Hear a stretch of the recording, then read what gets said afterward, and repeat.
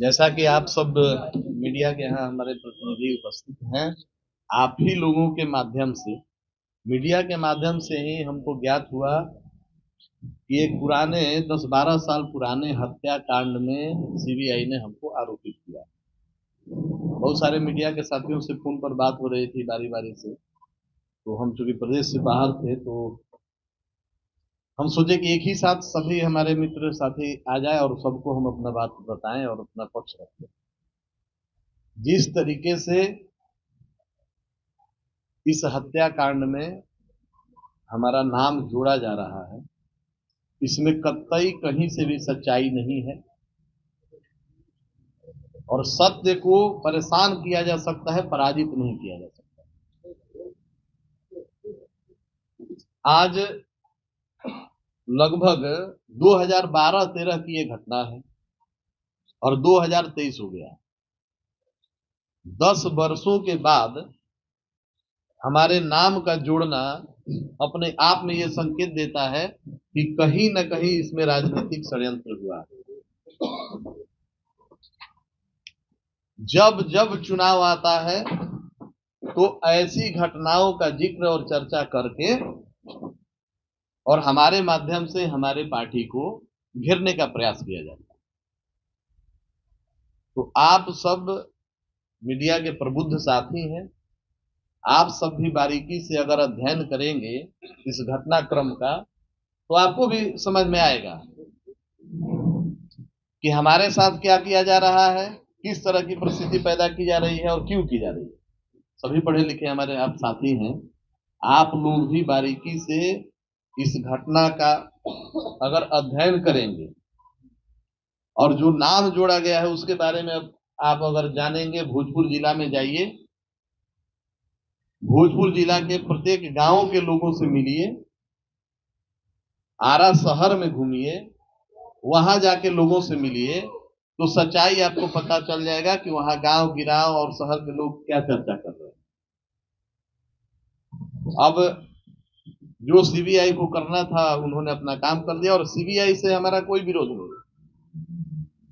CBI में जरूर कुछ ऐसे पदाधिकारी बैठे हैं जिन्होंने हमारे राजनीतिक विरोधी या विरोधी पार्टियों से मिलकर हमारे नाम को जोड़कर हमारी पार्टी को बदनाम करने का काम किए हैं और ऐसा हम होने नहीं देंगे। आप सबों को मैं ये बतला दूं कि मैंने अपना इस्तीफा, मैं संसदीय बोर्ड के अध्यक्ष पद से अपना इस्तीफा अपने वरीय पदाधिकारी हमारे राष्ट्रीय नेता को हमने भेज दिया, ताकि किसी को ये कहने को मौका नहीं मिले कि आरोप पत्र गठित होने के बाद भी अपने पद पर कैसे बने हुए। और ऐसे बिहार की परिस्थिति और देश की परिस्थिति आप लोगों से छुपी हुई नहीं है। कितने लोग मंत्रिमंडल में शोभा बढ़ा रहे हैं, कितने लोग किस किस पद पर शोभा बढ़ा रहे हैं, लेकिन हमारी नैतिक जिम्मेवारी है, पार्टी हमारी मां के समान है, इसलिए अपने नैतिकता के आधार पर जब आरोप हम पर लगे हैं तो हमने अपना इस्तीफा भेज दिया। बाकी आप लोगों का कोई प्रश्न होता है? क्या लगता है किसकी साजिश हो सकती है? हम किसी एक व्यक्ति का तो नाम नहीं बता सकते, क्योंकि किसी एक व्यक्ति का नाम लेकर हम किसी का महत्व नहीं बढ़ाना चाहते हैं, लेकिन न्यायालय है और न्यायालय से न्याय जरूर मिलेगा। रामेश्वर मुखिया का पत्र का कहना है कि गोली आप पे चले मगर चलवाने वाला कोई और था, इसके पीछे बड़े बड़े लोग शामिल। तो उनसे नाम पूछ लीजिए, उनके पत्र का बयान पर हमको नहीं जाना, उनके पत्र क्या क्या बयान दिए हैं, कब कब बयान दिए हैं। कहीं ये सब पॉलिटिकल प्रेशर में तो नहीं हो रहा है? निश्चित तौर पे ये पॉलिटिकल प्रेशर में ही किया गया जांच है। इतने वर्षों के बाद, 12 साल के बाद कौन सा आपको आधार में, और सबसे बड़ी बात है कि किसी भी हत्या का एक मोटो होता है, एक उद्देश्य होता है। किसी व्यक्ति की आप या तो हत्या कोई भी व्यक्ति तब करता है कि उससे प्रतिशोध लेना है, हमारा कोई उससे बहुत बड़ा लड़ाई है, विरोध है, या उसके हत्या से हमको बहुत बड़ा लाभ होने वाला है। तो ये दोनों चीज कहीं लागू नहीं था। स्वर्गीय परमेश्वर मुखिया जी के हत्या से हमको क्या फायदा, और दूसरी बात यह है कि उनसे हमारा कोई विरोध था ही नहीं। क्या पार्टी की तरफ से दबाव हुआ है या आपने इस्तीफा दिया है? पार्टी की तरफ से क्यों दबाव आएगा? पार्टी की तरफ से कैसा दबाव? पार्टी के सभी आज भी वरिष्ठ पदाधिकारी और नेता हमारे साथ हैं और व्यक्तिगत तौर पे भी हमारे साथ रहेंगे।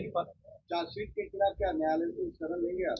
निश्चित तौर पे चार्जशीट अभी हुआ है, कोर्ट ने अभी कॉग्नियंस नहीं लिया।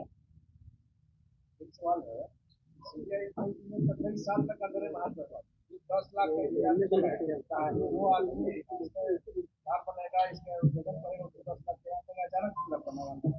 तो अब हम तो ये कह रहे हैं कि सीबीआई के जगह जरूरी ये रहता है कि जब वो 10 लाख का कस्बा अपना लगवा दिए, साल 2 साल पहले हम लोग भी अखबार में पढ़े थे कि भाई इस हत्याकांड में 10 लाख का इनाम घोषणा किया गया है कि कोई उद्भेदन करेगा, कोई इसके बारे में क्लू देगा तो उसको 10 लाख रुपया मिलेगा। हो सकता है कि 10 लाख रुपए के लालच में भी कोई आदमी खड़ा हो गया हो। बहुत बेरोजगारी है बिहार में, तो किसी बेरोजगार को हथियार बना लिया गया हो 10 लाख रुपए के लालच में, और उसको माध्यम बना के हमको परेशान किया गया हो। तो बहुत सारी चीजें हैं। जब आप लोग इस तथ्यों को, इसके जो भी पेपर है, जो भी इसके साक्ष्य हैं, जब आप लोग अध्ययन करेंगे तो सच्चाई से आप लोग खुद अवगत होंगे। सीबीआई पे आरोप लगा रहे हैं आप एनडीए में हैं और एनडीए की सरकार है, तो साजिश कौन कर रहा है, कौन फंसा रहा है? सीबीआई पर हम आरोप नहीं लगा रहे हैं। आप प्रबुद्ध साथी, आपने हमारे वक्तव्य को नहीं सुना है। हमने कहा कि सीबीआई में कुछ एक पदाधिकारी, पूरी हम संस्था को कैसे कर देंगे भाई, लेकिन कुछ एक पदाधिकारी जरूर ऐसे हैं जो हमारे राजनीतिक विरोधियों से मिलकर और इस तरह का उन्होंने जांच रिपोर्ट सबमिट किया। सीबीआई की जांच में है कि लोगों से पूछताछ के बाद आरोप पत्र गठित किया। भाई लोगों से पूछताछ तो लोगों का नाम तो बताएंगे, और न्यायालय है ना, न्यायालय में तो नाम आएगा ना। लोगों से पूछताछ में उनको 10 साल लग गया।